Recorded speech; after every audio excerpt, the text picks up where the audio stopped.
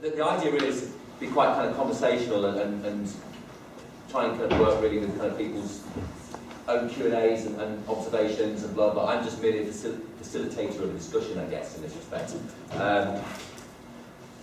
The tracks around the whole thing of recruitment agencies and being social, because obviously we hear quite a lot about kind of how businesses can be social and attracting and marketing and all that kind of stuff, but the recruiters amongst us as well are also trying to get to grips with how we can do that kind of stuff. And my business, Cloud9, I mean, basically is a sort of like a potted history for those of you who don't know me. I've been a recruiter for kind of like about 6 months short of 20 years now. So I'm kind of like, Jeez, you're old. And I can still stand. Quite old. And so I kind of, I've seen the traditional routes, I've seen all the styles, I've done industrial recruitment, I've done executive level recruitment, I've done all sorts of levels of areas of recruitment. Once the social media thing kind of happened, and I stumbled across it by accident about 4 years or so ago, when a CV landed on my desk that was a social media account manager, I hadn't really had an idea what the hell that was. From that moment, I kind of had a couple of successes with a client, and they said, well, whatever you do now, stop doing what you do and start hiring social media people because it's the future. And that's now what I do.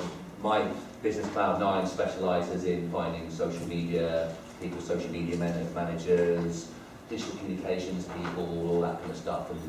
And I kind of, the first thing I did when I set that business up, or I evolved Cloud9 from what it was into this kind of business, was I took a course in social media strategy to understand what the hell that meant, you know what that meant, and try to understand the market and what it does, and then was really, really well advised as to then how I had to pitch my kind of business to that marketplace. So I'm kind of in that uber social media zone where I'm a recruitment agency that recruits social media to a social media industry and does it in a social media style. So Cloud9 as a business doesn't sell, we don't do any sales, we don't do any, 100% of our work is through recommendation and visibility and referral, and that's how we do our business.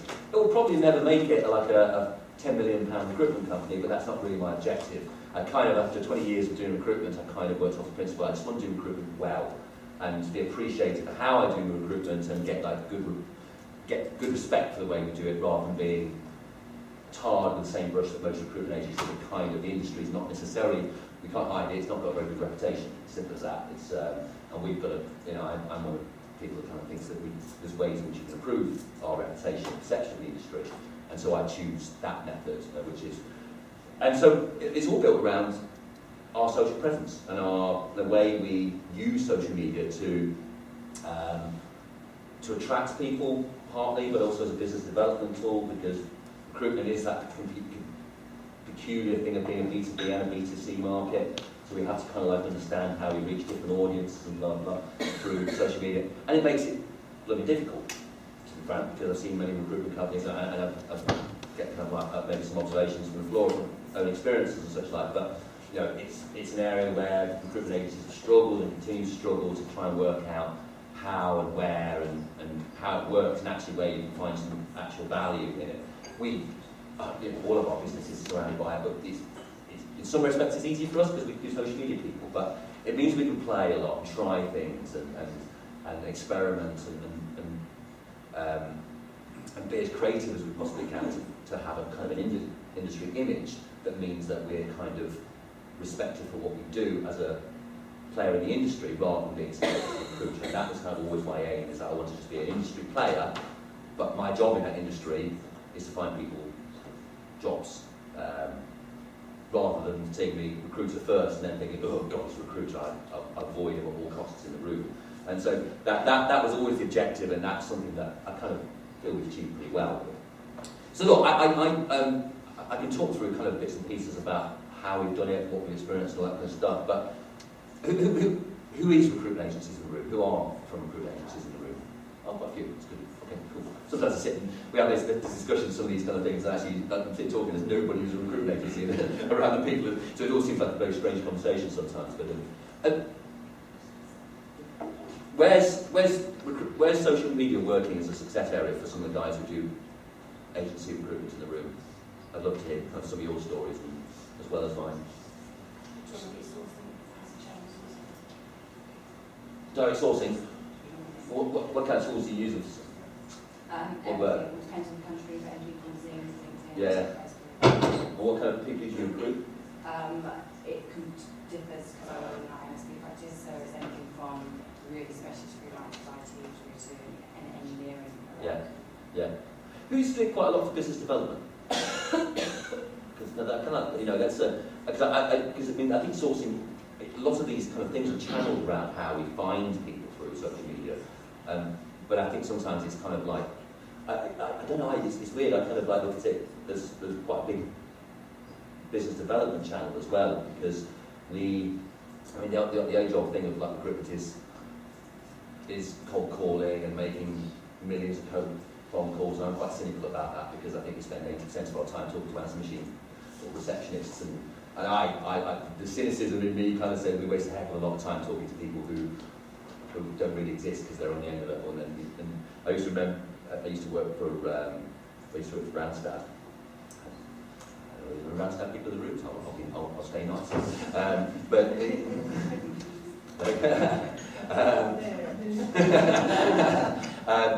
I just remember like looking at, I got frustrated working in that kind of environment because I used to kind of bust against the system a little bit, because I used to look at the database, and the database was 90% populated with, we'll call them next month, they weren't there, they won't talk to us, they won't do this, they won't.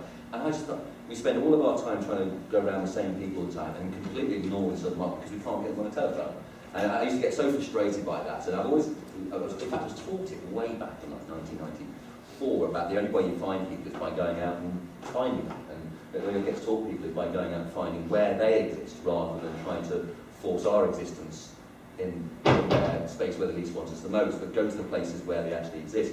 And I think that's where all of a sudden, like, social media stuff made it very, very much easier to do that, when we all of a sudden, it's quite visible where most of our kind of business development, where our potential clients are now. We know where they go, we know where they check in, we know the events they're going to, we know, because the shareability factor on social media now means we can kind of stalk them brilliantly. And I think the easiest way to win business sometimes is to stalk really, really well and work out where people are and be in the same room with them. And what I found kind of quite interesting, always, particularly in the social media industry, where they kind of like to socialise a lot, and people I know here kind of know, it revolves a lot around beers and social events and things. And I'll go to these things because, not a bad idea to go on to beer events anyway, but to network and be in the same room with these guys surprises them, because I'm always then the only recruiter in the room of 100 people who are in my industry, talking about their industry, their specialist kind of geek areas and such like. And I'm in their room talking their language, and that surprises people. And that's the shock factor, that it can't, the networking thing. And this was the same in 1994. I was talking about, rather 2004. But that's quite. And social media networking to me is a step, a faster step from getting face-to-face discussion with somebody, because a lot of people have kind of throw stuff at me and say, you can't do recruitment in that kind of industry. What you really do is deal with avatars all day, or I want to see real people. But I worked out recently that of the 4,500 or so people I follow on Twitter, I've probably met 1,500 of them. I've probably met 1 in 3 of the people that I follow on Twitter, because the end objective of everything is to get in front of them, whether they're a client or a candidate or whatever they are. That's the objective, to get in front of them. And good use of social media and understanding where people are at their most comfortable and talking to them in a zone where they feel at their most comfortable, and not always about the business of selling a service to them, gets people in a comfortable kind of area. And so that's where a recommendation-driven kind of business kind of comes in, because they then choose you rather than submit to you. I suppose there's a yield to you, which is kind of like, when a business chooses you to do their recruitment because they trust you, the powerful element of that relationship is much, much stronger, and their willingness to be more flexible with you is much, much stronger, because they see you as the expert in the marketplace. So it's flipping it in a sense. I kind of look at the angle of like flipping recruitment, and social media is a way of kind of flipping the way that we've always done recruitment and flipping it the other way around to kind of put ourselves in a position where we're accessible and chosen, rather than the kind of the traditional recruitment model, which is kind of like we're hammering sales calls to try and get as much business as we can, and we're searching. And going back to those kind of Randstad days, I just sort of sat in this culture of where 80% of people were under target and underperforming and miserable. Nobody enjoyed going to work. It was going to, and as somebody who kind of just doesn't get this whole idea of why would you go to the job every day if you hate the job that you do, or just you hate the job you do, leave and find a job that you enjoy, or work out a way you can make the job enjoyable. But it was full of kind of people who were miserable every day. They hated doing aspects of their job. Nobody liked making sales calls, but everybody had to make sales calls. But nobody was telling them to get off the backside of their desk, have some initiative, and go and find. I think the big shift with social media is that business leaders are more approachable. Yeah. The hierarchy on Twitter, who cares who you are? We care because it's our potential client, but the job title doesn't. Yeah. It's not about your job title, it's about the person behind it and the content they're Yeah. distributing. And it's easy to communicate with people on a lower level. And it doesn't have to be about work, because mostly chats on Twitter are not about work. It's just about what you like and what I like and what we have in common. And you found common ground away from what you're trying to sell. Yeah. The more approachable, but the more approachable only if you come at them from the right angle. Yeah. And again, if you're clearly just curry and favour with them before you then make the pitch, then usually that's pretty obvious. And it's smart. It's always been smart, hasn't it? It's always been a smart way of doing it. I want to understand that over 25 years I've maybe interviewed about 7,000 people face to face. And of course towards the tail end, and I don't do recruitment anymore, but towards the tail end of that, it would all be telephone interviews. And the vast bulk of clients now don't raise an eyebrow when you send candidates along that you've not seen face to face. That's normal. And of course social media ties in with that. But back then, see, I disagree with that, Stephen. Well, no, I like the face to face. But the clients are they've accepted that you've never met this person, which I think is really bad news. Yeah. Because it's all of a sudden we've got to fight for the value as a recruitment company. You've got to fight for the value of your fee. You've got to, we slap a 10-15 grand fee on a client. Sometimes, frankly, I haven't justified it because we've just made 3 phone calls, whacked up a couple of CVs, where's the consultancy? Where's you're just recruitment across a large distance? Absolutely. So you do Skype, you can see them over the webcam, but I think the shortcutty element is where then all of a sudden all these guys are coming along kind of like with their £700 recruitment fees and all this kind of stuff, who are kind of calling themselves recruitment agencies, but they're not recruitment agencies. What you were saying earlier about going to where the people who want to do business are, 20 years ago I would go along to Institute of Chemical Engineers conferences to meet chemical engineers. And I was the only one in the room, but then later on, suddenly there'd be an awful lot of recruiters appearing, and it's the same thing now. If there's a group on LinkedIn, a page on Facebook, then you might be the only person in the room at the minute.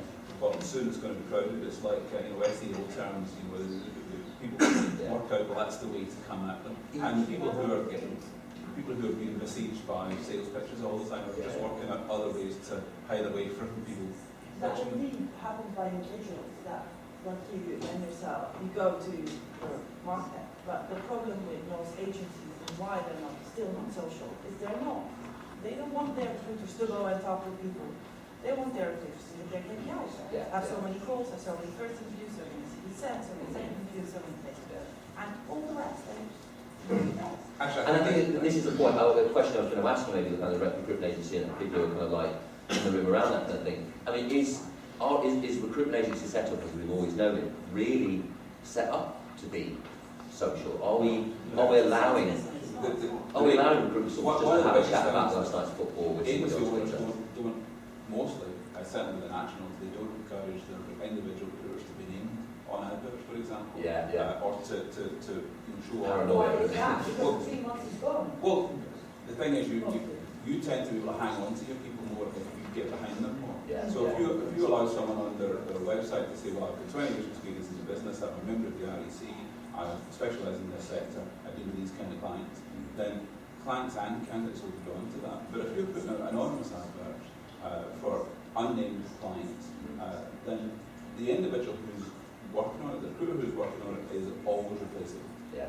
But if you get behind your users, then they'll tend to hang around. Is that, you've got to, I think a lot of it is down to the quality of content that recruitment agents can actually use. I think the engagement happens because people have cool shit to talk about. yes, yeah. And a job for an unnamed company that is a leading XYZ, that's not cool Whatever, content. And it's not going to get shared. People are not going to go, oh, I found this really cool job within my network, but I can't tell you anything about it. Yeah. And I think that's the challenge recruitment agencies have, is actually the fundamental thing they're trying to push out there is a crap product. And they don't build their own brands. I think that's another critical thing as well. Is I work within the luxury sector, and luxury goods companies, whether it's Gucci or Dior, they don't sell product. No. They sell brands. So we did a bit of research recently that Chanel spent on one magazine in Vogue. They did about £85,000 for a page, the back page of Vogue for a month, and it didn't even tell you where you could buy the product. And in fact, it didn't even name the product. It was a picture of a woman with red lips, and that's it. And it was 85 grand. Now, the call to action is go to our store. Go in and speak to our experts and consult our entire range. But recruitment agencies don't have that. I mean, no, but I think intrinsically, when it comes to things like branding and things like that, in recruitment we have a very short-term mentality. We have this very short-term, it's just crucified shortism. But if you're in a niche, you can focus on the long term. Say again, sir? If you are in a niche, you can focus on. Of course you can. But even in niche businesses, people sit behind there. And I think this is where I think the perception things comes in, because we're known as an industry with a massive turnover rate. We are we're now, my business is now associated with a larger business, and we're it's kind of comical in a way that kind of like the turnover of staff within that company. You just think, and it's because nobody's ever happy in their job, so nobody has that thought. Because they're worrying about whether their job still exists next week. So how can you make long-term relationship plans if nobody's giving you any long-term career plans? So then, well, they're not making a role. And all of a sudden, I think this is where they're kind of like, and I desperately hope that, because I think the recruitment industry is too big anyway. And I kind of, something in me kind of hopes that the people who survive it all at the end, when all the businesses are working out how to do it themselves, and what we listen to over these 2 days here is a lot of people, probably some in the room actually, like smart businesses who are working out how to hire all by themselves through social media and other forms and blah blah. And they will knock the agencies out of the equation. They'll cut us out there. So if we don't get good at it, If you don't get a niche where you're good at, we known lose. for your Yeah. quality candidates and good network. We've got to have a better network and a marketing strategy than they have. That's your job, to build a network around you with potential candidates that, oh, I need that, okay. But if they're going to pay somebody outside of the firm to do something for them, you've got to be providing something that they can't find themselves. Exactly, Person and this is the thing, so all of a sudden we've got to be damn smart, we've got to be really, and all of a sudden we've got to have a marketing head on us, and recruitment companies aren't very good at marketing, it's not a very good at, it's a long-term thing. I remember sitting in because I always had kind of like a reasonably kind of marketing-minded, right? But I remember sitting in board meetings in Randstad, listening to people not understanding Randstad's marketing because it didn't have a sales message on. And because they want to have a sales message, they want the killer hits right there, like so putting something on the front of a Williams motor car, like that's going to make people then, or in that case, they're looking for a sales message in every little thing, but actually there's a brand build in the process. But now, I think it has to change the dynamic of the way recruitment companies work, because the reason that Randstad had a bunch of people who weren't doing massively well is because the market was faster than them. The reason that I think look at some of the within our parent company, some of the people you look across and think, well, a lot of those guys aren't doing as well as they were when I used to work for that company 12 years ago. It's because they're not, the market's changing and they're not evolving fast enough to catch up with what their clients are doing. I don't think I think also where you've got problems like, you've got the top 250 big agencies. Yeah. And for years, the perception of firewalls like breadcrumbs aren't allowed to be on social media whilst at work. Yeah, yeah, So now it's a case of having to maybe ask them to find the next candidate through Facebook. yeah. And it's, hang on, are you surfing social media for your friends to Yeah. find out who's out tonight, or are you actually finding a candidate? Yeah, And then the that's a next massive part, problem. whose And job that's is a this? huge problem. It's Marketing? which is It's which. only quite probably the first one. Probably the first one. In that case, it would be the first one. But here's another thing, and again, I'd love to hear thoughts on this. What works for people? Because obviously, you mentioned about adverts with no names on it, and it could be argued that can't work on social media anyway. The blank branded stuff. Do people buy from brands in social media, or do they buy from people? What does branding work in It's social never media? going to work, a hashtag, confidential company. I can't say who it is. It's not going to work. I'm working for a hashtag. I'm recruiting for a hashtag. My name is hashtag. Unnamed. Try it. I bet it doesn't work. No, I don't Yeah, But I mean, I don't know. Do people? Because I mean, we're quite a small company, so it's all built around the person, the individual, and I think that's the reason why we've got the massive connection is because of the individual. That I've spent a lot of time kind of working that market and that floor. But do people have success with branded content areas? I don't social think media a big areas? agency can be social if every one of the recruiters on social. It has to be Do you think everyone has to be? No, I don't think every No, recruiter. I don't think everyone has to be. I think it's basically where To a different extent. the typical recruitment consultant role is split, Yeah. where you can have your recruitment consultant who are driving sales, driving and that element. And then you're going back to 10 years ago when you've got your resources. And Yeah. they're driving candidate experience, they're driving connection, and they are personal. Yeah. So our sources, their names all over their emails, Yeah, and yeah. their pictures and all sorts. Yeah. This is me, Yeah. and buy from me, and talk to me. So this is maybe where there's another thing in this because I mean the first person I hired for Cloud9 was a community manager, a social media manager, whatever you want to call it basically, because it was important that the external market were communicated with a lot and talked to, and the place where we communicate to people is in social media. So as much as I can do it, I needed somebody who's constantly looking at there, looking at the great, thinking about content, what do we put out there, and this year, when we merged into this kind of number, I also made the social media manager, we've got a social media manager, but I made her a fee earner as well. So she's a fee earning social media, and that I'm both. I think I've got to be the only fee earning social media manager out there. But it was kind of like because recruitment companies as a whole don't understand the objective of a social media person within their business, and so that it's a marketing role and get look. But if that person has an end purpose of actually being, so I call what you're calling now a resourcer, in social media circles I call it a community manager or a social, and so resources who uses social media really well, effectively they become your social media manager. But these are things that you know. I wouldn't hire a recruitment consultant to be a resourcer. No, on social media, for social media, I agree to that. Yeah, They need to know what his network is actually doing, who's leaving jobs and who wants to go away, who's not happy, and you need to be able to know that before the job. Yeah. I think that's a strong part of social, but Totally. that's what agencies, I'm sure you don't. No, it's very reactionary and It's a sales world, it's not an engagement world. Yeah. Steve, I think the problem here runs slightly deeper in this actually. I think the people that own the recruitment companies, I think, are the wrong type of people. Yeah. I think they are normally recruiters who earn loads of money Yeah. and then with their own set on their own. Yeah. And what they don't get, I've worked in recruitment for 15 years, and you don't see very many true entrepreneurs that tackle recruitment in the way they do maybe in other businesses. And the evolution for recruitment actually hasn't really taken shape.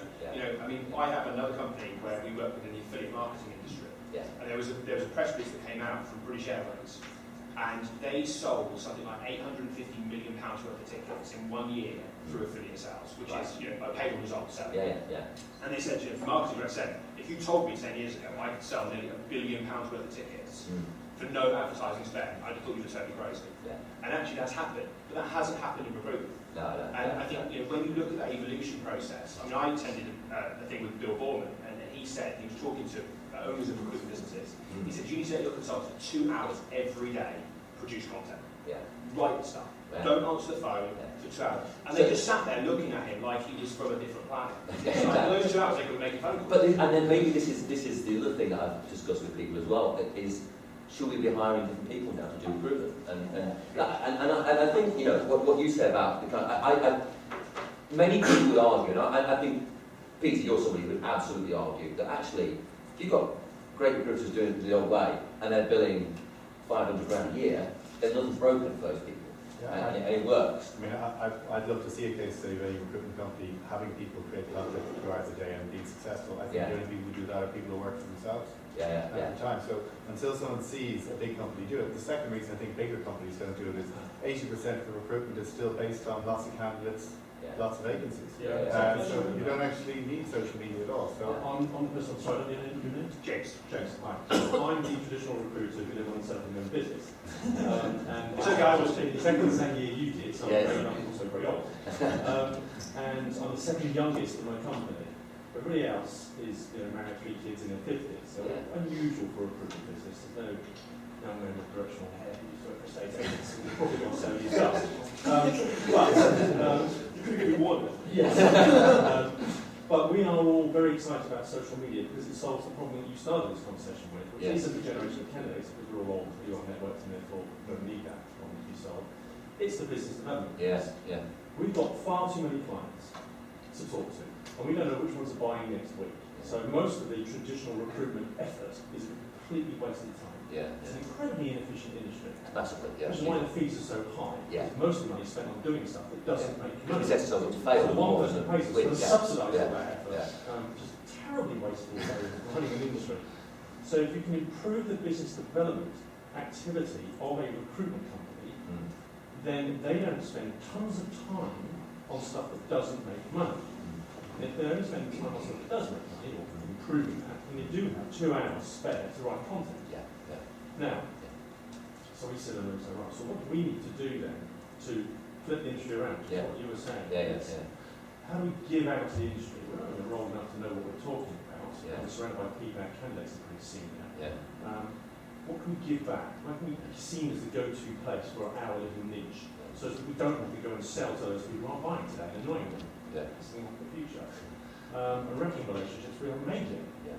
If we can get them to come to us instead, just when they're buying, which is only a small amount, that's all we need this week in this month, Yeah. then that is a much more efficient way of running a business. Yeah. And if that happened every week, Yeah. we need to charge so bloody much. Yeah. Exactly. No, and I totally agree with that. I think kind of like I totally work off the same mindset.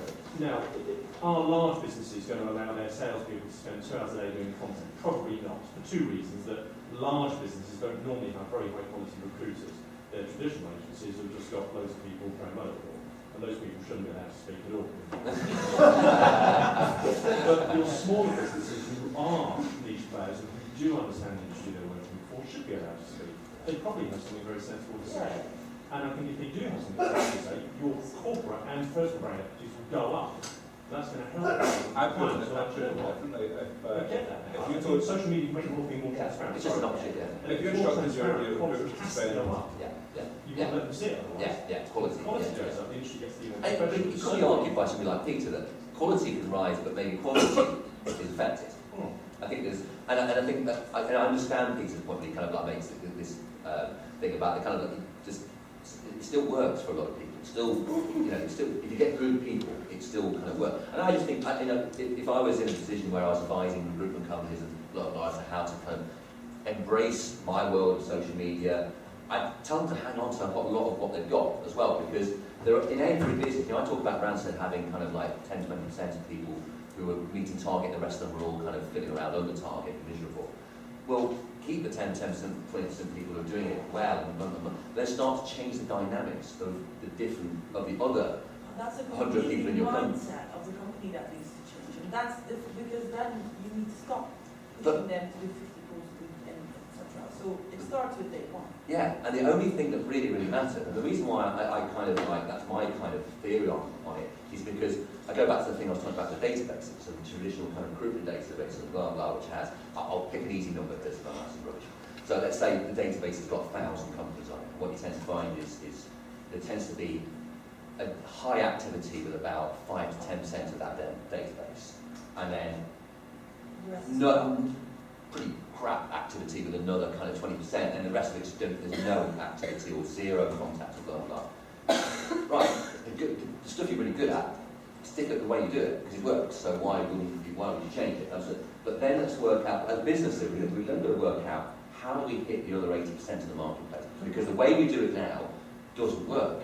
So where these people go now, sometimes it might be social media, sometimes it might be other methods of work, whatever. Sometimes it might be, but to do that, yeah, we've got to hire different kind of people. We can't hire the same people who do the 10 because you're actually asking them to do a different job, a different. Can I pose a hypothesis here? If you're a large recruitment company and you've got a very small percentage of your staff who are extraordinary fellows, and most of them have one or two people.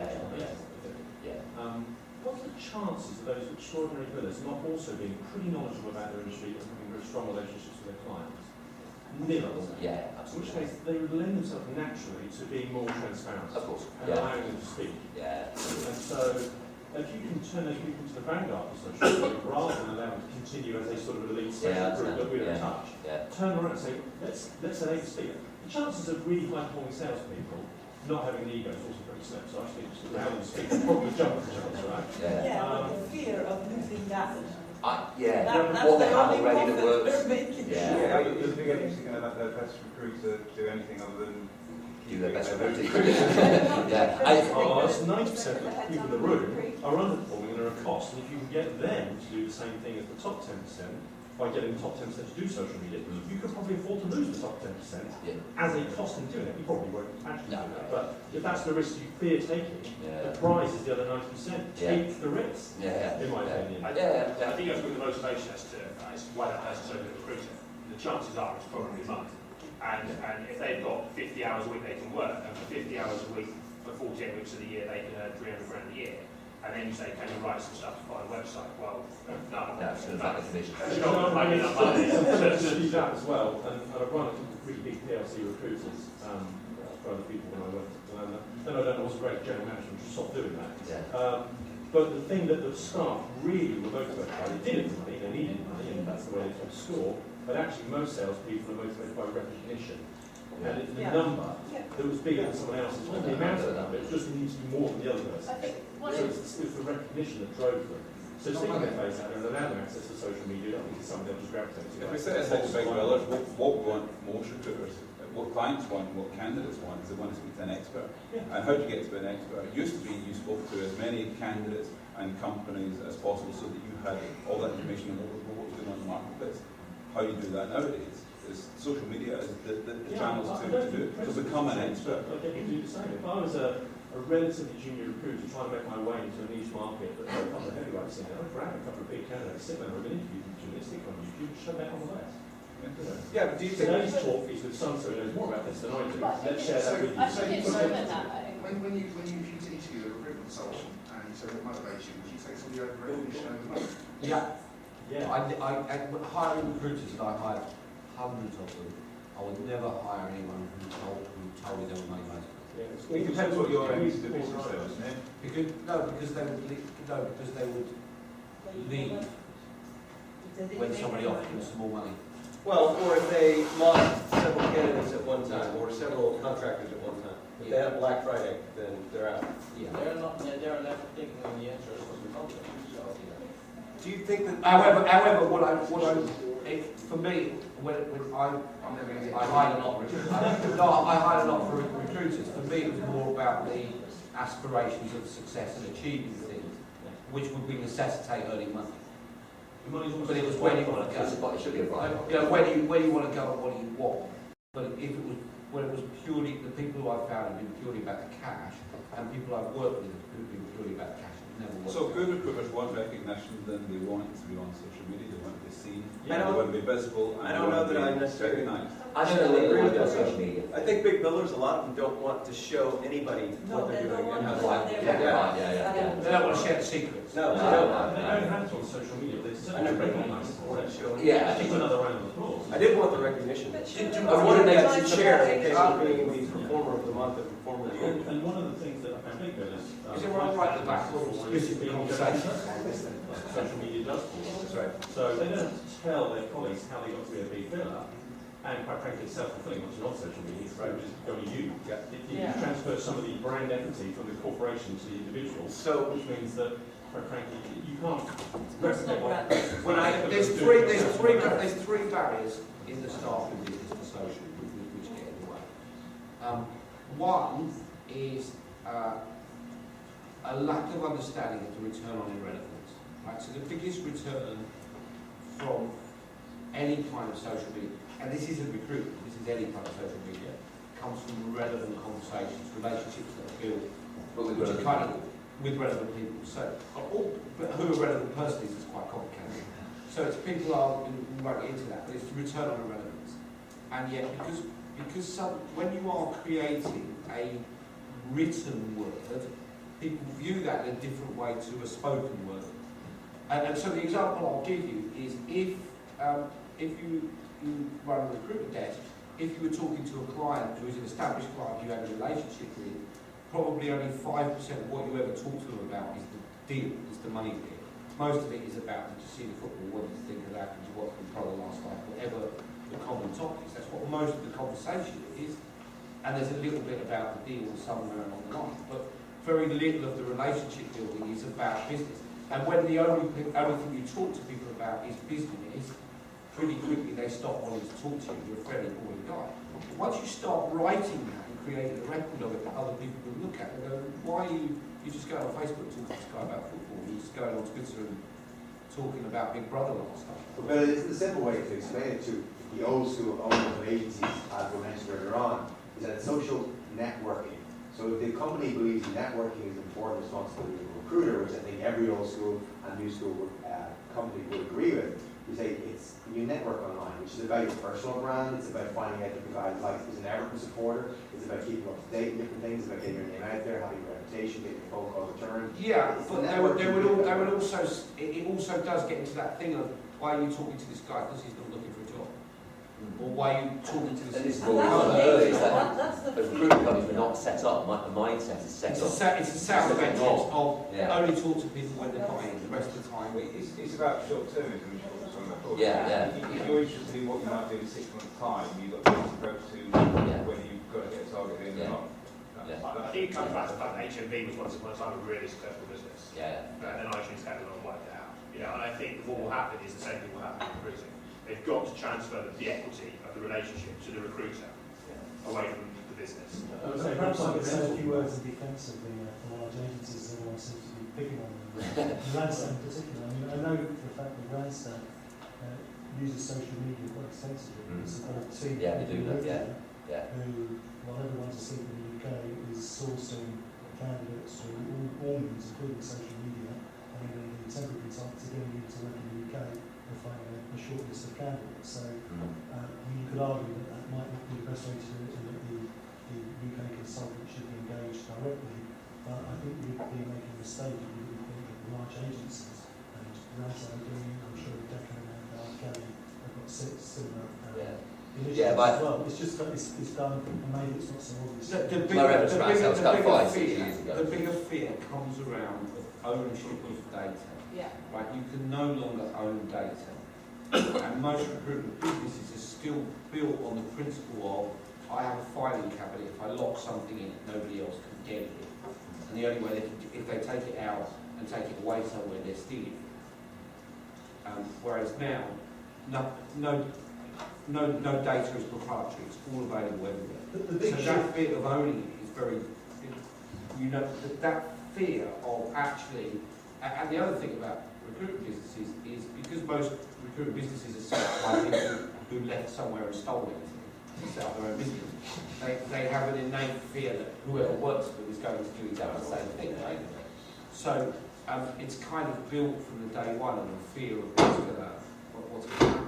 The big shift in the industry has been that the agencies used to owning data. A staffing company, its value was the brand. No, that was its value. That's how you value the business. Database How much was information you the got. value of the business. Now, of course, it's not the database. It's how you access all the various databases. Well, that's the way the game's changed. It still is a data to go on the court case that's gone through recently, where Reed, I think, or Hayes, one of them took him to court over his LinkedIn database. A person. They took a person. That was more to do with restricted coverage. Yeah. But in order to award it in favour of the agency, it must be the agency data. Yeah. But damage is done by that. It took a year for the court case decided. It's done, it's done. So I'd say more important than transferring the equity from corporations to individuals is that traditional recruitment businesses operate time and activity inefficient, which is why we're spending a ton of time, as an industry, phoning people who don't want to buy and annoying them, and having to charge a lot of money for the few who do buy, and manage that process. All the KPIs are totally wrong. If you can use social media to be seen as a place to go to for that particular subject, for content, for engagement, then your business will come to you. Your business development then ensures that you're spending a very little amount of time selling in customers, but actually engaging with people who want to buy today because they come to you for that very reason. And then you can spend other time more effectively because you're now efficient. Once you're efficient, I have to disagree on that. I think the small agencies work exactly the same as big agencies. I think the vast majority of big agencies. I also think the KPIs aren't wrong. They've been in place for 25 years. And the reason they're in place, 5 CVs to a job, is because there's a client on the other side who is irrational and makes decisions which aren't often right, so you have to give them a lot of candidates. Sure. But if you want to hit a barn door at banjo and you're blind, you're going to take a lot of swings before you hit. Yeah, but you also have to say to the client, if the client says, I want to see 5 candidates, regardless of whether you say the right one, they're paying the fee. You give them what they want. That's the whole basis of selling. Yeah, that's a buying of the client. I agree with you.